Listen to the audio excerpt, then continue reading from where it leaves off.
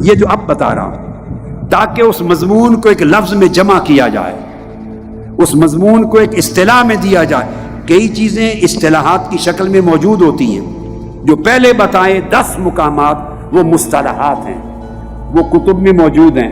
جو اب بتا رہا ہوں یہ ساخت کیے ہیں مضمون کو ایک لفظ میں بند کرنے کے لیے، یہ وضع کیے ہیں آپ کے لیے۔ تجمع اور توجہ، اس سے ترکیز کرتا ہے بندہ۔ جب آدمی تذکر کے بعد تفکر میں داخل ہوتا ہے تو ذہن میں انتشار ہوتا ہے، کبھی فکر ادھر چلا جاتا ہے ذہن، کبھی ادھر چلا جاتا ہے، کبھی یہ خیال آ گیا، کبھی یہ خیال آ گیا۔ یکسوئی نہیں ہوتی، نماز میں بھی یکسوئی نہیں ہوتی، طرح طرح کے خیالات آتے ہیں، افکار آتے ہیں، دھیان تقسیم ہوتا ہے، فکر منتشر ہوتا ہے۔ یہ جو انتشار ہے ذہن کا، فکر کا، سوچوں کا، اور تعدد ہے، بہت ساری سوچیں ہیں، ان کی کوئی سمت نہیں بنتی۔ کبھی آپ کی سوچ کو لے کے ادھر چلی جاتی، اس کو کہتے ہیں آپ کا فوکس نہیں ہوتا، ایک بات پر فوکس نہیں ہوتا، ایک بات پہ کہتے ہیں کنسنٹریشن نہیں ہوتی۔ پڑھائی کرنے والے بچے بھی پڑھتے ہیں، امتحان میں فیل ہو جاتے ہیں، کیوں؟ ان کا فوکس ٹھیک نہیں ہوتا۔ کیمرے سے آپ فوٹو بنائیں نا، کیمرہ لے کے فوٹو بنائیں تو اس کو ایک کہتے ہیں فوکس ہوتا ہے، جس کی تصویر بنانی ہے وہ فوکس ہوتا ہے۔ کیمرہ اور اس تصویر کے درمیان کے فاصلے کو فوکل لینگتھ کہتے ہیں۔ اب تو آٹومیٹک کیمرے آ گئے نا، آٹومیٹک۔ پہلے زمانے میں آٹومیٹک نہیں تھے، ہاتھ سے فوکل لینگتھ فکس کرنی پڑتی تھی کہ اتنا فاصلہ رکھا جائے کہ فوکس بالکل کلیئر ہو جائے۔ وہ بندہ مشق کر کے فوکس کو کلیئر کرتا تھا۔ اب تو سارا کام ٹیکنالوجی کر دیتی ہے نا، بس انگلی لگائی، ٹکاٹک کر کے فوکس ہو گیا، اس پہ ریڈ سی لائن آ گئی، گول سا دائرہ آ گیا، تصویر بنا لی۔ وہ جو فوکس ہے وہ فکر میں بھی فوکس ہے، ذہن میں فوکس ہے، سوچ میں فوکس ہے، کس پر فوکس کرنا ہے اور کس پر نہیں کرنا۔ ہم اصل چیز سے توجہ ہٹا دیتے ہیں اور غیر ضروری باتوں پر توجہ کر دیتے ہیں۔ بعض لوگ ایسے ہوتے ہیں کہ ایک بات کریں، اس بات کا کوئی کنارہ نہیں پتہ چلتا کہ یہ بات، یہ اصل بندہ 15 منٹ سنتا رہے نا، ایسے بندے میں نے دیکھے ہیں، گھنٹہ بھی سنتا رہے تو سمجھ نہیں آتی کہ یہ کہنا کیا چاہتا ہے، یہ کس کے خلاف بول رہا ہے، کس کے حق میں بول رہا ہے، اس کا فوکس کیا ہے، فوکل پوائنٹ کیا ہے۔ وہ کبھی چھلانگ لگا کے ادھر چلا جاتا ہے مشرق میں، کبھی گجرانوالہ چلا جاتا ہے، اگلے مرحلے میں قصور پہنچ جاتا ہے، کبھی شیخو پورا چلا جاتا ہے، اگلے قدم پہ چھانگا مانگا چلا جاتا ہے، کبھی ادھر کبھی ادھر، کبھی اس کی بات کبھی اس کی بات، سمجھ نہیں آتی اصل بات کیا کرنا چاہتا ہے۔ آپ کو یہ جو میں نے کہا یہ تجربے میں آیا کہ نہیں؟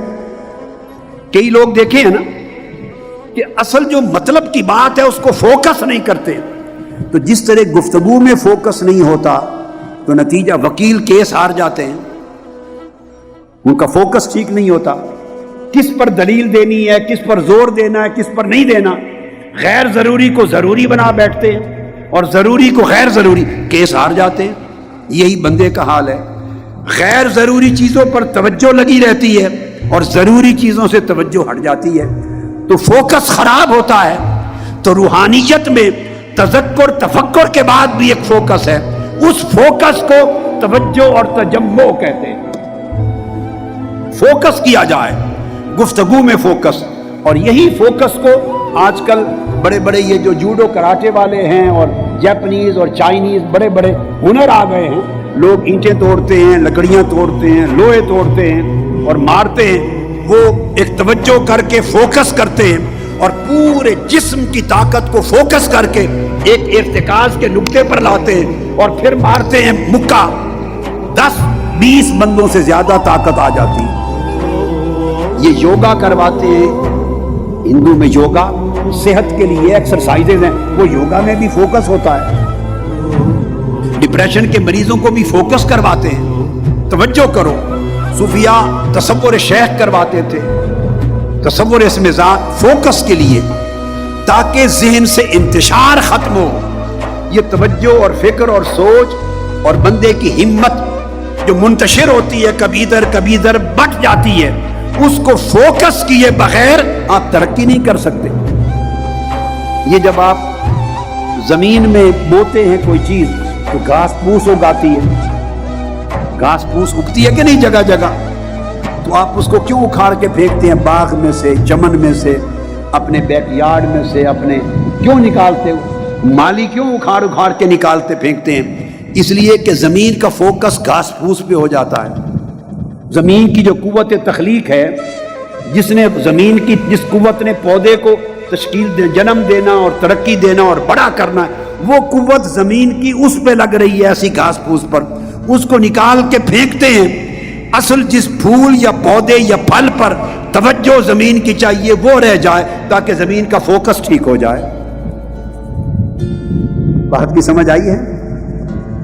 اسی طرح مختلف پودے اور پھول ہوتے ہیں، مالی کاٹتا ہے، ٹہنیاں بکھر جاتے ہیں، منتشر ہوتے ہیں، آپ کو باغ بھی اچھا نہیں لگتا، کیاریاں اچھی نہیں لگتی، تو مالی کاٹتا ہے، کاٹ کے پھر وہ اس کے بعد ایسی خوبصورت شکل آ جاتی ہے، اس کی شکل میں فوکس آ جاتا ہے، وہ انتشار ختم ہوتا ہے۔ تو انتشار بندے کو ڈیریل کرتا ہے، حسن کو ختم کرتا ہے، خوبصورتی کو ختم کرتا ہے، توجہ کی طاقت کو ختم کرتا ہے۔ تو انتشار کو ختم کرنا اور ساری سوچ کو، ہمت کو، توجہ کو، صلاحیت کو، ذوق کو، اپنی باطنی صلاحیتوں کو ایک نقطے پر مرکوز کرنا، اس کو کہتے ہیں تجمع۔ بکھری ہوئی صلاحیتوں کو جمع کر کے یکسو کر دینا ایک نقطے پر۔ اب آپ سمجھیں، اس لیے جب کبھی نماز میں کھڑے ہوں، نماز میں فوکس نہیں ہوتا، مراقبے میں بیٹھیں فوکس نہیں ہوتا، جب فوکس نہ ہو آنکھیں کھول لیں، پھر دوبارہ بند کریں، تصور پر فوکس کریں، کچھ دیر جم جائے گا، پھر دیکھیں تصور دھندلانے لگا ہے، آنکھ کھول لیں، پھر کھول کے دوبارہ نئے سرے سے فوکس کریں، کچھ دیر اور آگے چلا جائے گا۔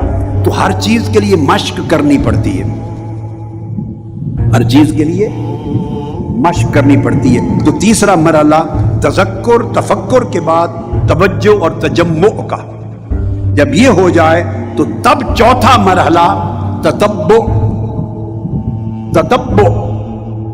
پھر جو پیروی ہے، اتباع شریعت ہے، اتباع سنت ہے، اعمال صالحہ، ان کو اپنانا اور آقا علیہ السلام کی اتباع کرنا، وہ تتبع اسی وزن پر، تفعل کے وزن پر، پھر وہ تتبع آپ کے اندر نور پیدا کرتی ہے۔ ورنہ ان چیزوں کے بغیر جب تتبع کرتے ہیں تو ثواب ملتا ہے، اجر اور ثواب ملتا ہے، مگر آپ ترقی نہیں کر سکتے۔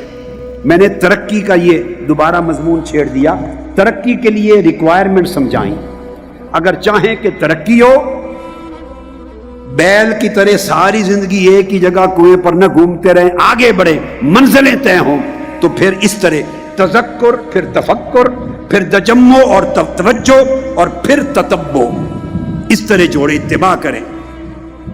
اگر اتباع کریں، پیروی کریں گے، نماز پڑھیں گے، سنت پر عمل کر رہے ہوں گے، مگر دھیان ہی نہیں ہے اس میں، تلاوت کر رہے ہیں مگر اس میں فوکس ہی نہیں ہے، اس میں تجمع ہی، یکسوئی نہیں ہے، تجمع ہی نہیں ہے۔ تو یہ چیزیں سٹیپ بائی سٹیپ ہیں، جس سے آگے جب یہ سارا کرتے ہیں تو اس کے بعد پھر تحدر اور تخلق آتا ہے۔ تحدر جیسے حضوری، حاضری، حاضرہ، تحدر اور تخلق۔ تحدر کہتے ہیں، عربی میں لغت کی کتابوں میں آتا ہے تحدر البدوی، بدوی یعنی ایک بدو دیہات کا رہنے والا، وہ شہر میں آ کے اے ساکن المدینہ واستقر فیہا وتخلق باخلاق اہلہا۔ اہل لغت لکھتے ہیں اگر گاؤں کا ایک آدمی شہر آئے اور شہر میں سکونت اختیار کر لے، گھر لے لے اور مستقل رہائش اختیار کر لے اور شہر والوں کا رہن سہن اپنا لے، ان کے اخلاق اور طور طریقے اپنا لے، اس کو کہتے ہیں تحدر اور تخلق۔ تو مطلب بندہ، یہ تنقل کی جگہ ہے، جب بندہ تتبع کرتا ہے تو تتبع اس وقت تک نہیں ہوتی، ایک وطن چھوڑنا پڑتا ہے، دوسرا وطن اختیار کرنا پڑتا ہے۔ گناہ کی زندگی بھی ایک وطن ہے، گناہ کی زندگی بھی ایک وطن ہے۔ آپ کہیں گے وطن کیسے؟ بتاتا ہوں۔ وطن کیا ہوتا ہے؟ وہ شہر، وہ ملک، وہ سرزمین، وہ گاؤں، وہ علاقہ جس سے طبیعت مانوس ہو، جس سے آپ جہاں جائیں دیکھیں تو آپ کو اپنائیت لگے، طبیعت فرحت محسوس کرے، مانوس ہو، جھجک اور اجنبیت محسوس نہ ہو، وہ وطن ہوتا ہے۔ تو گناہ، جن لوگوں کو گناہ میں اجنبیت نہیں لگتی اور گناہ میں اپنائیت لگتی ہے اور گناہوں کے ساتھ طبیعت مانوس ہے، اللہ کی نافرمانی کے ساتھ طبیعت مانوس ہے اور تعجب نہیں ہوتا، وحشت نہیں ہوتی گناہ سے، نافرمانی سے، معصیت سے، اس کا مطلب ہے گناہوں کو بندے نے وطن بنا رکھا ہے، طبیعت گناہوں کے ساتھ مانوس ہے، اس کو حیرت نہیں ہوتی۔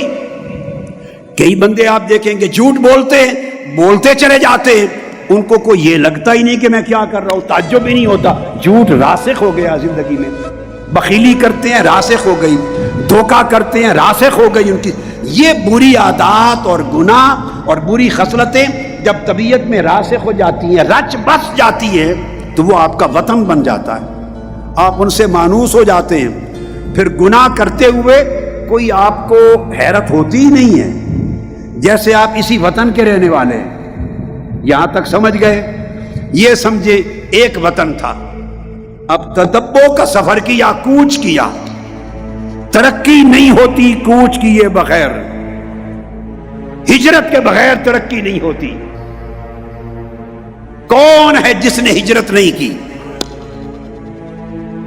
حضرت آدم نے ہجرت کی، حضرت نوح علیہ السلام نے بولیے ہجرت کی، حضرت ابراہیم علیہ السلام نے ہجرت کی، حضرت اسماعیل علیہ السلام نے ہجرت کی، حضرت موسیٰ علیہ السلام نے ہجرت کی، حضرت یوسف علیہ السلام نے ہجرت کی، حضرت شعیب علیہ السلام نے ہجرت کی، حضرت صالح علیہ السلام نے ہجرت کی، حضرت عیسیٰ علیہ السلام نے ہجرت کی، تاجدار کائنات نے ہجرت کی۔ اس طرح اولیاء اللہ ہر کوئی ہجرت کرتا ہے، جس طرح بندے اللہ کے ہجرت کرتے ہیں اس طرح روحیں بھی ہجرت کرتی ہیں، اس طرح طبیعتیں بھی ہجرت کرتی ہیں۔ طبیعت اس گناہ کے وطن سے مانوس تھی، جب توبہ کر لی، تذکر آ گیا، نصیحت آ گئی، تفکر آ گیا، پھر توجہ جم گئی، فوکس آ گیا، اتباع کی چھانی، اتباع کا کجاوا لگایا اونٹ پر، اتباع محمدی کا،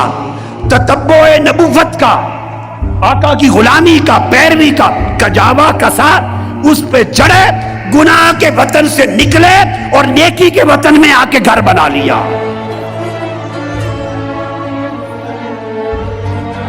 نیکی کے وطن میں گھر بنا لیا، تقویٰ کے وطن میں گھر بنا لیا، نیا گھر بنا لیا۔